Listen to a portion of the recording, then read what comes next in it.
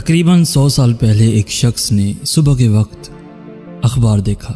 وہ یہ پڑھ کر حیران اور خوف زدہ ہو گیا کہ اس کا نام فوت ہو جانے والوں کی کالم میں درج تھا۔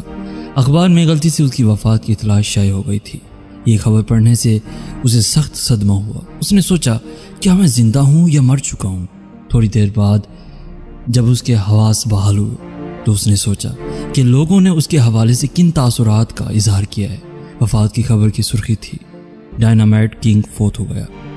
خبر میں لکھا تھا وہ موت کا تاجر تھا۔ در حقیقت وہ شخص ڈائنامائٹ بم کا انوینٹر تھا۔ جب اس نے پڑھا کہ اس کے لیے موت کا تاجر کے الفاظ استعمال کیے گئے ہیں تو اس نے خود سے پوچھا کیا لوگ مجھے ان الفاظ میں یاد رکھیں گے؟ اس نے سوچا کہ وہ تو اس طرح یاد رکھا جانا نہیں چاہتا۔ اس دن سے اس نے امن کے لیے کام شروع کر دیا۔ ڈائنامائٹ کنگ دراصل الفریڈ نوبل تھا اور آج اسے عظیم ترین نوبل پرائز کے حوالے سے یاد کیا جاتا ہے۔ آپ نے کبھی غور کیا کہ آپ کا اصل اثاثہ کیا ہے؟ آپ مرنے کے بعد کس طرح یاد کیے جانا چاہتے ہو؟ کیا آپ محبت اور احترام سے یاد رکھے جانا چاہتے ہو؟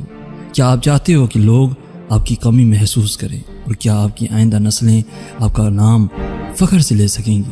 یہ وہ سوالات ہیں جو آنے والی کل کے متعلق ہیں، لیکن یہ سوالات اگر ہر وقت سامنے رکھے جائیں تو آپ کا موجودہ عمل بدلنا شروع ہو جائے گا۔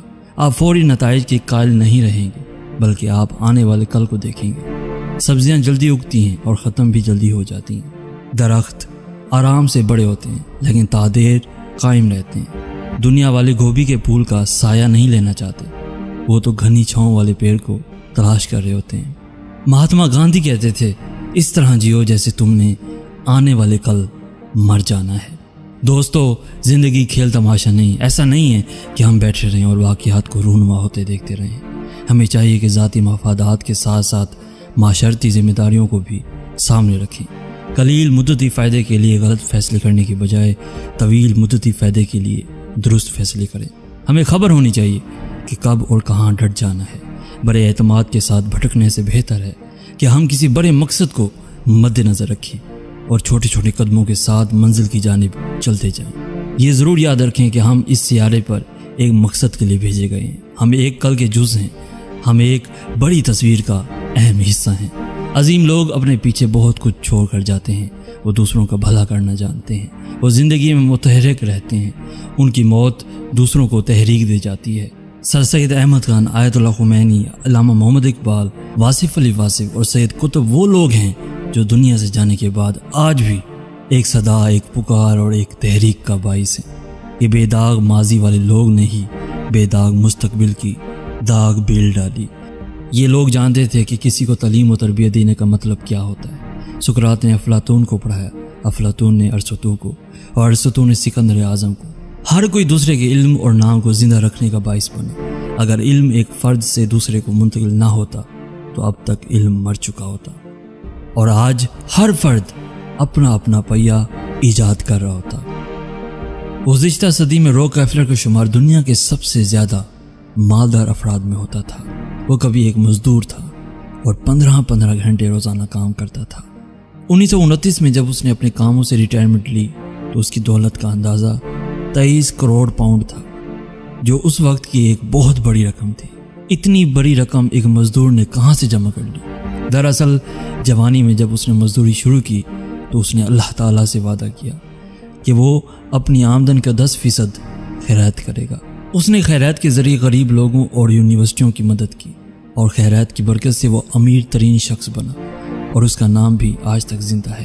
مجموعی طور پر اس نے اپنی زندگی میں 70 کروڑ پاؤنڈ خیرات کیے۔ کسی انسان کو کبھی اس بات پر عزت و محبت نہیں ملی کہ اس نے کیا کچھ حاصل کیا ہے، بلکہ اس بات پر کہ اس نے کیا کچھ دوسروں کو دیا ہے۔ زندگی یہ نہیں کہ آپ کتنے خوش ہو، زندگی یہ ہے کہ دوسرے آپ سے کتنے خوش ہیں۔ جو شخص صرف اپنا ہی خیال کرے وہ حیوانی سطح پر زندگی گزار رہا ہے، کیونکہ حیوانات بھی کسی کا خیال نہیں رکھتے، اور جو شخص اپنا بھی خیال رکھے اور دوسروں کا بھی وہ انسان ہے، اور جو اپنا خیال کم اور دوسروں کا زیادہ رکھے وہ اللہ کا دوست ہے، اور اس کا نام مرنے کے بعد بھی زندہ رہے گا۔ حضرت واصف علی واصف رحمۃ اللہ علیہ فرماتے ہیں عظیم انسان بھی مرتے ہیں لیکن موت ان کی عظمت میں مزید اضافے کا باعث بنتی ہے۔ مولانا روم رحمۃ اللہ علیہ ایک دفعہ فرمانے لگے کہ سب مر کر قبروں میں جاتے ہیں لیکن اچھا انسان مر کر لوگوں کے دلوں میں چلا جاتا ہے اور لوگ یاد کے ذریعے اسے زندہ رکھتے ہیں۔ اب فیصلہ آپ پر ہے کہ صرف اپنے لیے زندہ رہنا ہے یا سب کے لیے، قبر میں جانا ہے یا لوگوں کے دلوں میں دفن ہونا ہے، ایک اچھی یاد بننا ہے یا نشان عبرت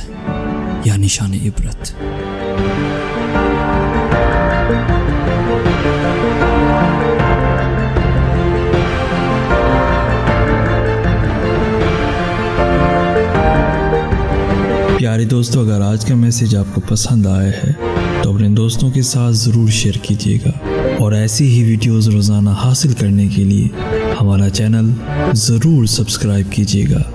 جزاک اللہ خیر۔